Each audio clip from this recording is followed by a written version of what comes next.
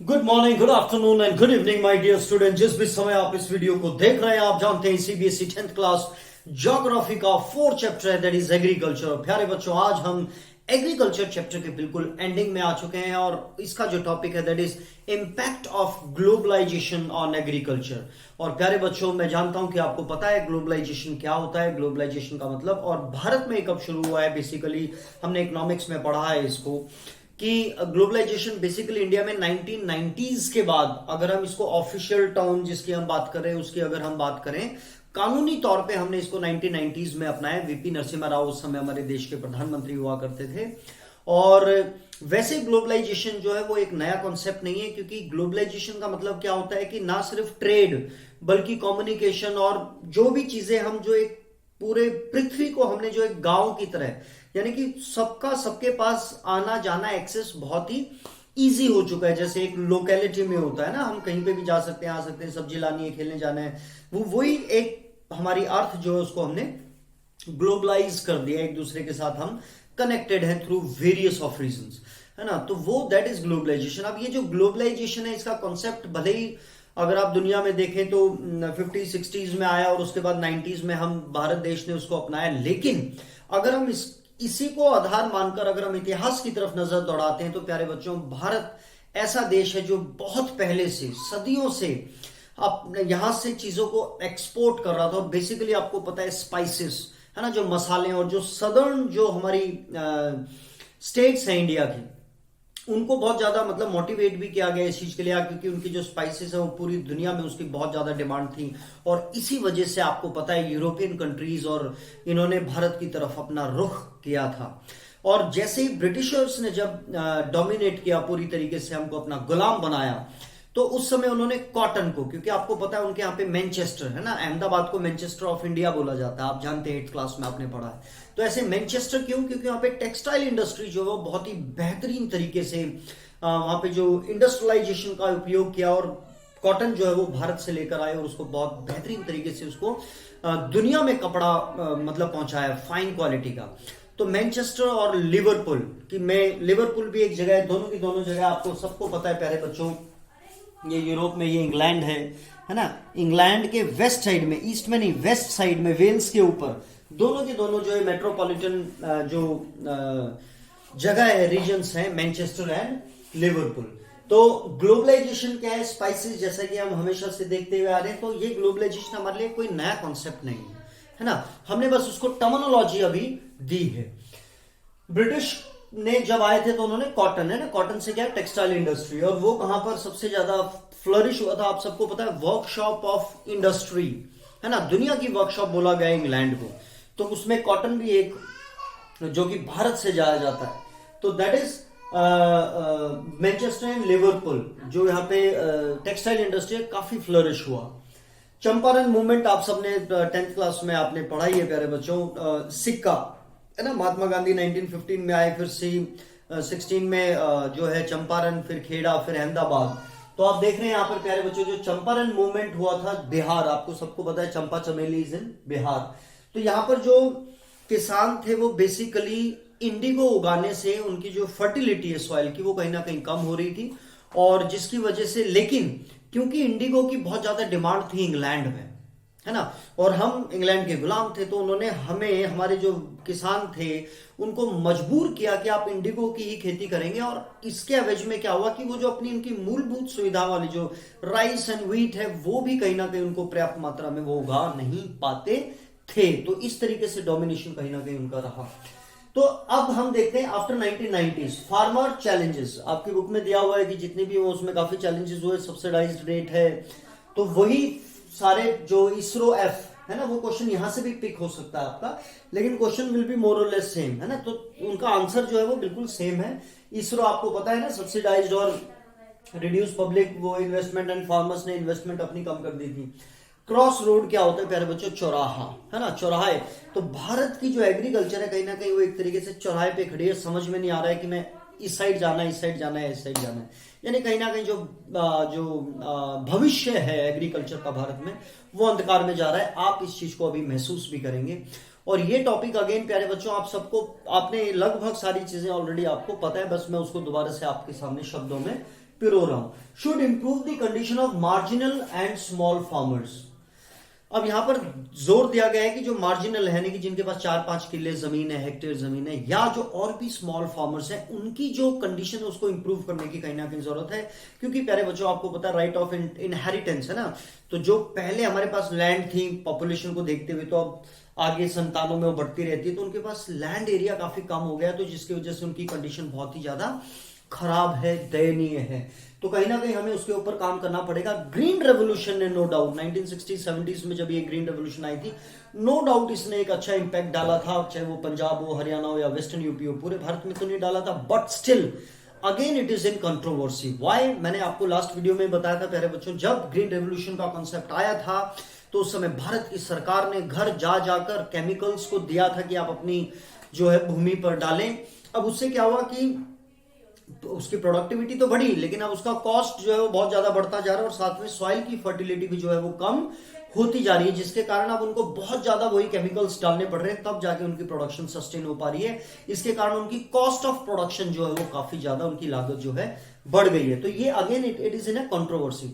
तो आजकल ट्रेंड में क्या चल रहा है, that is gene revolution. Gene यानी जीन्स को ही बदल देना है ना, जैसे हम क्रॉस ब्रीडिंग कराते हैं, तो ऐसी जो अब जीन इंजीनियरिंग क्या होती है, जेनेटिक इंजीनियर भी आप इसको बोल सकते हैं ना, तो यानी कि सीड्स को डेवलप करना, जैसे HYV है, उसी तरीके से सीड्स की जेनेटिक को ही चेंज कर देना, और उसके तहत कुछ एक नए रूप में उसी सब्जी को या उसी फल को, उसी फूल को हमें प्राप्त होता है।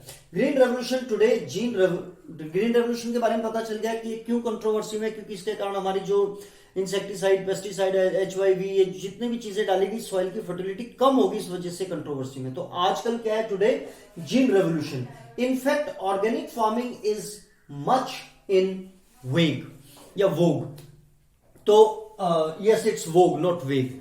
तो वोग का मतलब होता है प्रचलन, है ना। आपने एक वो भी देखी होगी, जर्नल आती है एक वोग के नाम से, यानी कि आजकल क्या चलन है ना, उसका मतलब ये है। तो मैंने एज इट इज ये वर्ड उठाया ताकि आप बुक में से भी इसको कर सके। In fact organic farming, organic farming आपको पता है, जो नेचुरल जो हमारे खाद्य है ना, जो हम पहले काउडंग वगैरह से जो हम ऑर्गेनिक खेती करते थे, जिसमें हम केमिकल्स का इस्तेमाल नहीं करते, तो उसको बोला जाता है ऑर्गेनिक। एक तो ऑर्गेनिक जब खेती आज की डेट में, उसकी बहुत डिमांड है प्यारे बच्चों।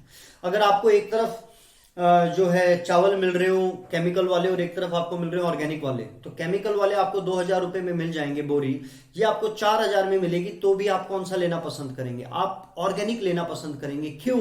क्योंकि उसमें केमिकल्स नहीं है, उसकी वजह से कैंसर, हेपेटाइटिस और कई तरीके की बीमारियां उसके कारण होने की संभावना होती है, क्योंकि उसके अंदर केमिकल्स बहुत ज्यादा है। तो इसलिए इसकी डिमांड बहुत बढ़ रही है आजकल ऑर्गेनिक की। पहली चीज तो ये। दूसरी चीज, वो जो सॉइल की फर्टिलिटी है उसको सस्टेन रखती है और उसको कहीं ना कहीं बढ़ाती है। केमिकल क्या करते हैं, उसको डिग्रेड करते हैं, तो इन्वायरमेंटल डिग्रेडेशन भी रखती है। In fact organic farming in much vogue, ठीक है, वोग मतलब प्रचलन। अब फ्यू इकोनॉमिस्ट, अब दोबारा से हम भारत की दयनीय स्थिति पे आ जाते हैं। फ्यू इकोनॉमिस्ट यानी कि कुछ इकोनॉमिस्ट ऐसे हैं, वो ये कहते हैं कि जो भारत के जो किसान है, जो एग्रीकल्चर है, वो कहीं ना कहीं उसका जो जीवन है वो अंधकारमय में है ना, अगर हम फ्यूचर को देखें। क्यों? अगेन राइट ऑफ इनहेरिटेंस, क्योंकि जमीन के टुकड़े बहुत छोटे छोटे हैं। तो उन्होंने इसको कैसे प्रूव किया है? According to 2011, 833 million according to 2011 depends upon 250 million hectare land, जो है less than half hectare per person. आप देख रहे हैं, तो जो टोटल हमारे भारत देश में, इसको अदर वाइज भी एक क्वेश्चन पूछा जा सकता है कि टोटल जो एग्रीकल्चरल लैंड है इंडिया में वो कितना है, दैट इज 250 मिलियन हेक्टेयर, ठीक है क्वेश्चन। इसके ऊपर कितनी पॉपुलेशन डिपेंड है? 833 million according to 2011, right, latest है ये। तो इसका मतलब जब हम इसकी एवरेज निकालते हैं तो लेस देन अ हेक्टेयर पर पर्सन, यानी कि इतने कम में किस तरीके से फिर उनका रोजी रोटी या कैसे वो प्रोडक्शन बढ़ाएंगे। तभी कहा गया है कि जो मार्जिनल हैं और जो छोटे फार्मर हैं, मार्जिनल और स्मॉल फार्मर, उनकी कंडीशन को कहीं ना कहीं इंप्रूव करने की जरूरत है। Should diversify from cereals to high value crop. तो वो जो कह रहे हैं कि इकोनॉमिस्ट कह रहे हैं कि इनकी जो काफी अंधकारमय में इनका जीवन दिख रहा है, भारतीय जो किसान है उनका, तो इनको क्या करना चाहिए, जो सीरियल क्रॉप्स हैं उनको छोड़कर हाई वैल्यू, जिनकी वैल्यू ज्यादा है, उसको उगाया जाए। और भारत का एनवायरमेंट प्यारे बच्चों आपको पता है यहाँ पर हर तरीके का एनवायरमेंट है, तो हम हर चीज को वहां पर पैदावार कर सकते हैं। बहुत सारी कंट्री ऐसी हैं प्यारे बच्चों जो अपने वहां पर सीरियल क्रॉप उगा सकती है, लेकिन वो उगा नहीं रही है। वो हाई वैल्यू सीड्स को मतलब क्रॉप्स को उगा रही है, जिसके कारण वो सीरियल को इंपोर्ट कर लेती हैं, जो चावल और गेहूं है, और जो महंगी महंगी चीजें उनको महंगे दामों में बेचती है। तो इसके कारण वो अपनी इकोनॉमी को डेवलप करने। लेकिन भारत में क्या ये संभव है? 135 करोड़ लोग जिस देश में रहते हो, तो क्या हम ये रिस्क उठा सकते हैं कि हम सीरियल्स की क्रॉप को छोड़ दें? और तो कितना मतलब मुश्किल हो सकता है। तो शुड डाइवर्सिफाई फ्रॉम सीरियल्स, यानी कि सीरियल यानी कि जो कॉमन जो हम लोग उगाते हैं वहां से high value crops will increase income and reduce environment degradation. तो जब हम हाई वैल्यू ये लगाएंगे तो इसके कारण एक तो हमारा जो इन्वायरमेंटल डिग्रेडेशन है वो भी कम होगा, क्योंकि आपको पता है शुगर केन है या सीरियल राइस है, ये बहुत ज्यादा पानी लेता है और भी कई तरीके के, और इसके कारण हमारा जो इन्वायरमेंट है उसको भी काफी राहत मिलेगी। अब कैसे ये राहत मिलेगी? आपको याद रखना है प्यारे बच्चों, जाट रोफा। जाट आपको पता है कम्युनिटी होती है, राजपूत जाट है ना, गुज्जर। तो जाट, रोफा एंड जोजोबा, ये आपको याद रखना है। बायोडीजल क्रॉप्स हैं प्यारे बच्चों, यानी कि इसकी मदद से हम बायो यानी कि एनवायरमेंट जो फ्रेंडली होती है, इको फ्रेंडली, डीजल यानी कि हम उसको कहीं ना कहीं ईंधन की तरह हम इस्तेमाल कर सकते हैं। Very important for one mark question, jatropha and jojoba क्या है? ये बायोडीजल क्रॉप्स, ठीक है। फ्रूट्स या हॉर्टिकल्चर आप कहें, जैसे flower and vegetable, medicinal herbs, ये जो चीजें हैं, यानी जाट रोफा है, जोजोबा है, जो कि क्या है? बायोडीजल क्रॉप्स हैं, फ्रूट्स हैं, मेडिसिनल हर्ब्स हैं, फ्लावर हैं, वेजिटेबल्स हैं, need less water than rice, sugarcane, ठीक है, इनसे कम ही। तो इंडियन डाइवर्स जो हमारा एक डाइवर्सिफाई क्लाइमेट है हमारे भारत देश का, वो कहीं ना कहीं बहुत ही ज्यादा हार्नेस्ड हो सकता है, उसका हम इस्तेमाल कर सकते हैं to produce the high value crop. तो यानी कि इंपैक्ट ऑफ ग्लोबलाइजेशन का, यानी कि हम एक तरीके से मोटा मोटा कह सकते हैं कि जो हमारे किसान हैं उनके ऊपर कोई बहुत अच्छा इंपैक्ट इसका नहीं पड़ा है। और हमारा जो अंधकार है, बहुत सारे इकोनॉमिस्ट कहते हैं, तो हमें उसके लिए सीरियल क्रॉप से हटकर हमें हाई वैल्यू क्रॉप्स की तरफ जाना चाहिए, जिसके कारण हमारा जो है इनकम बढ़े और हमारे इन्वायरमेंट में भी उसका एक पॉजिटिव इंपैक्ट पड़े। अब हम देखते हैं आपकी बुक क्या कहती है प्यारे बच्चों। Impact of globalization on agriculture. Globalization is not a new phenomena, it was there at the time of colonialism, at the time of colonization. In the 19th century, when European traders came to India, at the time too, Indian spices were exported to different countries of the world, and farmers of South India were encouraged to grow these crops. Till today, it is one of the most important item of export from India. During the British period, cotton belts of India attracted the British, and ultimately cotton was exported to Britain as a raw material for their textile industries. Cotton textile industry in Manchester and Liverpool flourished due to the availability of good quality cotton from India. You have read about the Champaran movement, which started in 1917 in Bihar. This was started because farmers of that region were forced to grow indigo on their land because it was necessary for the textile industry, which were located in Britain. They were unable to grow food grains to sustain their families. Under globalization, particularly after 1990s, है ना, 1990s के बाद particularly जब हम बात कर रहे हैं, the farmers in India have been exposed to new challenges. वही इसरो farmer आपको याद रखना है इसमें. Despite being an important producer of rice, cotton, rubber, tea, coffee, jute and spices, our agricultural products are not able to compete with the developed countries because of the highly subsidized agriculture in those countries. प्यारे बच्चों, ये highly subsidised क्यों दे पाती है, भारत में क्यों नहीं दे सकते? क्योंकि आपको पता है किसानों की संख्या यहाँ पे बहुत ज्यादा है। 52% of the total work force are engaged in the agricultural activities, है ना। फॉरेन कंट्रीज में क्या, एक तो लैंड काफी बड़ा मतलब है उनके पास, तो गवर्नमेंट वहां की उनको सब्सिडी देती है। जैसे आपने कभी क्वेश्चन आपके माइंड में आया होगा कि चाइना में कोई चीज बन रही है, वो इंडिया में आ रही है, और फिर भी वो हमारी कंट्री में जो चीज बन रही है उससे सस्ती है। क्यों? क्योंकि वहां की जो कंट्री है वो उसको सब्सिडी देती है। सब्सिडी यानी कि जैसे मान लो मैं चाइना में हूं और मुझे एक फैक्ट्री लगानी है, तो मुझे फैक्ट्री लगाने के लिए एक लोकेशन देखनी है जो क्लाइमेट वगैरह सबको मैं ध्यान में रखते हुए देखूं। वहां पे मैं जब तक फैक्ट्री बनाऊंगा, है ना, उसका जो मेरा जो इन्वेस्टमेंट होना है जब तक मैं वो करूंगा, तब तक चाइना की गवर्नमेंट वहां पर इलेक्ट्रिसिटी, वाटर फैसिलिटी सारी की सारी वो फ्री ऑफ कॉस्ट या कुछ नॉमिनल चार्ज पे उनको प्रोवाइड करती है। और उसके बाद उनको अगर एक्सपोर्ट करना होता है तो उनको सब्सिडी देती है। सब्सिडी यानी उनका 100 रुपए खर्च हो रहा है तो सरकार 50 रुपए उनको दे रही है, 60 रुपए उनको दे रही है, तो उनका खर्चा कम हो जाता है। इसके कारण यहां पर आकर भी उनकी चीजें हमसे सस्ती होती हैं। इंडिया ये चीज नहीं कर पाता है क्योंकि हमारे पास जो एग्रीकल्चर जो फार्मर्स है उनकी संख्या बहुत ज्यादा है, तो इस वजह से हम कहीं ना कहीं compete नहीं कर पा रहे हैं इंटरनेशनल बिकॉज ऑफ ग्लोबलाइजेशन जो कंपटीशन शुरू हुआ है। Today, Indian agriculture finds itself at crossroads. To make agriculture successful and profitable, proper thrust should be given to the improvement of the condition of marginal and small farmers. The Green Revolution promised much. Green Revolution. But today it's under controversies. It is being alleged that it has caused land degradation due to overuse of chemicals, drying aquifer. Aquifer क्या होता है? जो ground level water level जो है उसको कहीं ना कहीं इसने नीचे किया है जब हम केमिकल्स का या जो इतना ज्यादा हम पानी जो इस्तेमाल कर रहे हैं उसके कारण एक्विफायर यानी एक्विफर्स भी इसको आप बोल सकते हो, वो ग्राउंड लेवल जो है वो कहीं ना कहीं हमारा कम हुआ है। And vanishing biodiversity. The keyword today is gene revolution which includes genetic engineering. In fact, organic farming is much in vogue today because it is practiced without factory-made chemicals such as fertilizers and pesticides. Hence, it does not affect environment in a negative manner. तो जैसा हमने organic में देखा था, एक तो उसके rate भी ज्यादा होगा, उसकी डिमांड ज्यादा, और कहीं ना कहीं इन्वायरमेंट और सॉइल के लिए भी वो बहुत ही बेहतरीन है। A few economists think that Indian farmers have a bleak यानी बेरंग, कोई रंग नहीं है, कोई मतलब अंधकार टाइप आप कह सकते हो future in. They continue growing food grains on the holding that grow smaller and smaller as the population rises.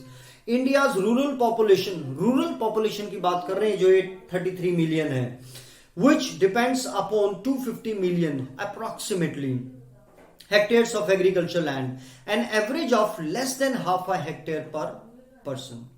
Less than half मतलब इतने में आप कैसे उसकी productivity. Indian farmers should diversify their cropping pattern from cereal to high value crops. This will increase income and reduce environmental degradation simultaneously because fruits, medicinal herbs, flowers, vegetable, biodiesel crops like jatropha and jojoba need much less irrigation than rice or sugarcane, है ना, पानी की भी उनको कम जरूरत है। India's diverse climate यानी कि जो इतना विभिन्नताओं से भरा हुआ हमारा जो क्लाइमेट है कैन बी हार्नेस्ड यानी कि इसका इस्तेमाल किया जा सकता है to grow a wide range of high value crops. तो इस तरीके से हम अपनी हाई वैल्यू क्रॉप सीरियल्स को छोड़कर हम हाई वैल्यू क्रॉप्स की तरफ जा सकते हैं, ये बताने की कहीं ना कहीं हमें कोशिश की गई है। अब आप देखोगे चेंज इन क्रॉपिंग पैटर्न, ये जो लास्ट में थोड़ा सा लिखा है मैं आपको पढ़ के बता देता हूं प्यारे बच्चों। Change in cropping pattern for example from cereal to high value crops will mean that India will have to import food, यानी कि राइस और व्हीट हमें इंपोर्ट करने पड़ेंगे। इसका मतलब ये है during 1960s this would have been seen as a disaster, और ये कहीं ना कहीं डिजास्टर के तौर पे हम 1960s में इसको देख चुके हैं। But if India import cereals while exporting high value commodities it will be following successful economies like Italy, Israel and Chile आपको पता है सबको, लंबा सा जो बिल्कुल सदर्न अमेरिका में जो एक कंट्री है चाइल। इजराइल छोटी सी एशिया में है, और इटली आपको पता है जो एक जूते की शेप में है यूरोप में। ये क्या करती है, जैसे मैंने आपको बताया था कि ये हाई वैल्यू सीरियल क्रॉप्स, जो हाई वैल्यू क्रॉप्स को ये कहीं ना कहीं प्रोड्यूस करती हैं और सीरियल्स को ये इंपोर्ट करती हैं। These countries exports from products fruits, olives, speciality seeds and wine and import serials.